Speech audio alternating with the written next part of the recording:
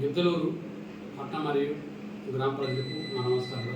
ముఖ్యంగా తెలియజేయడం అనగా ఈ నెల 27 తారీఖు నుంచి వినాయక చవితి ఉత్సవాలు ప్రారంభమవుతాయి. కావున ప్రతి ఒక్కరు కూడా ఈ విగ్రహాలు చూసుకునేటప్పుడు పోలీస్ పర్మిషన్ తీసుకోవాలి. అలాగే విగ్రహాలు తీసుకునేటప్పుడు ట్రాఫిక్ రెగ్యులేషన్ సరిపడించి ఎటువంటి యాక్సిడెంట్ కాకుండా చూసుకోవాలి. అలాగే విగ్రహాలు మనం ప్రతిష్ఠించినప్పుడు ఖచ్చితంగా ఎలక్ట్రికల్ పర్మిషన్ తీసుకొని ఆ కరెంటు విషయం జరిగే జాగ్రత్త చూసుకోవాలి.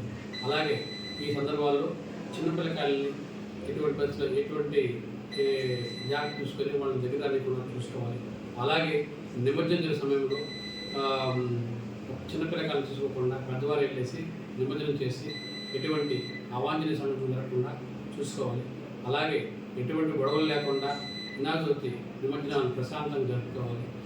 ఎవరైనా సరే వినాయక సందర్భంలో ఏ చిన్న విషయాలు జరిగినా అవి ఇమీడియట్గా మా నోటికి తీసుకొస్తే మేము వాటిని ఇబ్బంది లేకుండా సరి చేస్తాం.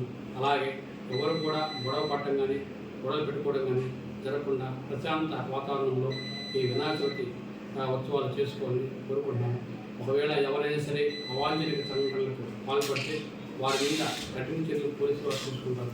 కావున ప్రతి ఒక్కరు కూడా వినాయక చవితి ఉత్సవాలని ప్రశాంతంగా ఎటువంటి అవాంఛనీయ సంఘటన జరగకుండా చేసుకుంటున్నానని కోరుకుంటున్నాను. Thank you.